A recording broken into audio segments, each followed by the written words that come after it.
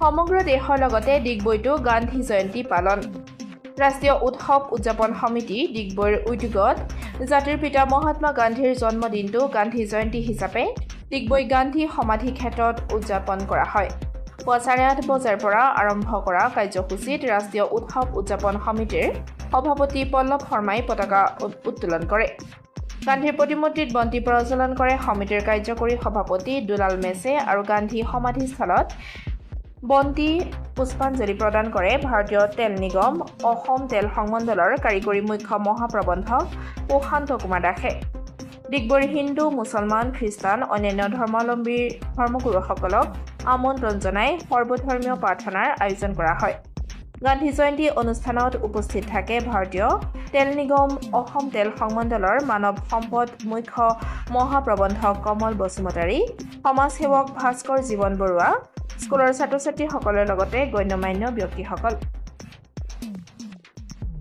ডিগবৈৰ পৰা নিতুমণি শইকীয়াৰ ৰিপৰ্ট, পাব্লিক টিভি অসম। ৰাষ্ট্ৰীয় উৎসৱ উদযাপন সমিতি ডিগবৈৰ উদ্যোগত আমি আজি আন এটি অন্যতম ৰাষ্ট্ৰীয় উৎসৱ গান্ধী জয়ন্তী উদযাপন কৰিছোঁ। আপোনালোক সকলোৱে জানে আজি জাতিৰ পিতা মহামানৱ মহাত্মা গান্ধীৰ 155 সংখ্যক জন্মবাৰ্ষিকী। আমি বিগত বৰ্ষসমূহৰ দৰে এই বৰ্ষতো ৰাষ্ট্ৰীয় উৎসৱ উদযাপন সমিতি ডিগবৈয়ে সম্পূৰ্ণ মৰ্যাদা সহকাৰে জাতিৰ পিতা মহাত্মা গান্ধীৰ এই জন্মদিনটি গান্ধী জয়ন্তী হিচাপে আমি উদযাপন কৰিছোঁ। সমগ্ৰ ৰাজ্য সমগ্ৰ ৰাষ্ট্ৰৰ লগতে বিশ্বৰ বিভিন্ন স্থানতো এই গান্ধী জয়ন্তী উদযাপিত হৈছে। আমি ৰাষ্ট্ৰীয় উৎসৱ উদযাপন সমিতিয়ে আমাৰ দ্বিতীয় ৰাজঘাট স্বৰূপ যদিও এক সাৰ্বজনিক স্বীকৃতি আমি এতিয়ালৈকে লাভ কৰা নাই, তথাপিও আপোনালোকে জানে হয়তো বা আমি জনাবলৈ পাই সুখী হৈছোঁ যে হয়তো পবিত্ৰ ৰাজঘাটৰ পিছত ডিগবৈ এনে এক স্থান, এই ডিগবৈ গান্ধী সমাধি, য'ত মহামানৱ মহাত্মা গান্ধীৰ চিতাভস্ম সংৰক্ষিত হৈ আছে। এই মহামানৱ গৰাকীৰ মৃত্যুৰ পিছত 1948 চনত তেখেতৰ চিতাভস্ম এক পবিত্ৰ ধৰ্মস্থান হিচাপে পৰিচিত পৰশুৰাম কুণ্ডত বিসৰ্জন দিবৰ বাবে সেই সময়ৰ গান্ধীবাদী নেতা অমীয় কুমাৰ দাসদেৱৰ নেতৃত্বত তেখেতৰ চিতাভস্ম সংগ্ৰহ কৰি পৰশুৰাম কুণ্ডত উটুৱাৰ বাবে অনা হৈছিল। আৰু এই খবৰটি পাই তদানীন্তন অসম অইল কোম্পানীৰ এগৰাকী জ্যেষ্ঠ বিষয়া KB কানুগাই এক বিশেষ উদ্যোগ লৈ তেখেতৰ চিতাভস্ম ডিগবৈলৈও আনি এই স্থানতে সংৰক্ষণ কৰাৰ ব্যৱস্থা কৰে। সেয়া এক দীঘলীয়া ইতিহাস। সেই সময়ত এক ৰূপৰ পাত্ৰত তেখেতৰ চিতাভস্ম সংৰক্ষণ কৰা হৈছিল আৰু সেই সময়ৰ জেনেৰেল মেনেজাৰ অসম অইল কোম্পানীৰ জেনেৰেল মেনেজাৰ গৰাকীৰ পত্নীয়ে সেই টেমাটিৰ সাঁফৰ বন্ধ কৰাৰ তথ্য আমাৰ ইয়াত লিপিবদ্ধ আছে। আৰু এক ৰাজহুৱা শোভাযাত্ৰাৰ জৰিয়তে চিতাভস্ম কঢ়িয়াই অনা হৈছিল।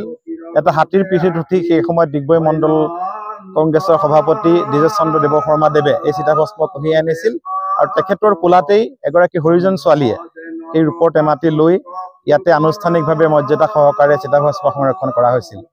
আৰু তাৰ পিছতেই এই গান্ধী সমাধি ক্ষেত্ৰই বিশেষ মৰ্যাদা লাভ কৰে। 2002 বৰ্ষত অসম তেল সংমণ্ডলে এই স্থানটো পুনৰ নিৰ্মাণ কৰি সুন্দৰকৈ সজাই তোলে। অৱশ্যে ইয়াৰ আৰু অধিক সুন্দৰভাৱে সজাই তোলাৰ প্ৰয়োজনীয়তা আছে বুলি আমি অনুভৱ কৰিছোঁ।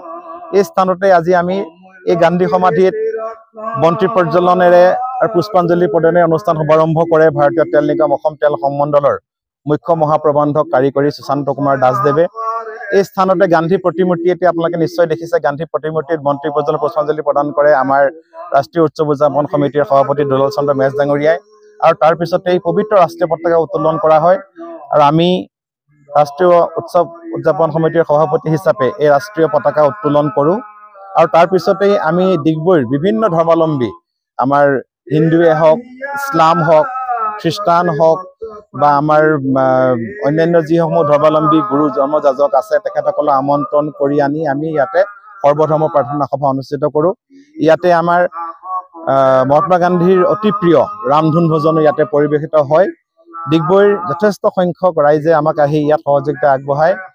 আমাৰ অসম তেল সংমণ্ডলৰ মহাপ্ৰবন্ধক মানৱ সম্পদ কমল বসুমতাৰীদেৱে প্ৰমুখ্যে কৰি আমাৰ ডিগবৈ পৌৰসভাৰ প্ৰাক্তন সভাপতি ভাস্কৰ জীৱন বৰুৱা প্ৰমুখ্যে অন্যান্য ডিগবৈৰ বহু সংখ্যক বিশিষ্ট ব্যক্তি আহি আজি এই অনুষ্ঠানত অংশগ্ৰহণ কৰি এই অনুষ্ঠানটি সাফল্যমণ্ডিত কৰি দিলে। ছাত্ৰ ছাত্ৰীসকলো আহিছে। গতিকে আমি সম্পূৰ্ণ মৰ্যাদা সহকাৰে আমি ৰাষ্ট্ৰীয় উৎসৱ উদযাপন সমিতিয়ে গান্ধী জয়ন্তী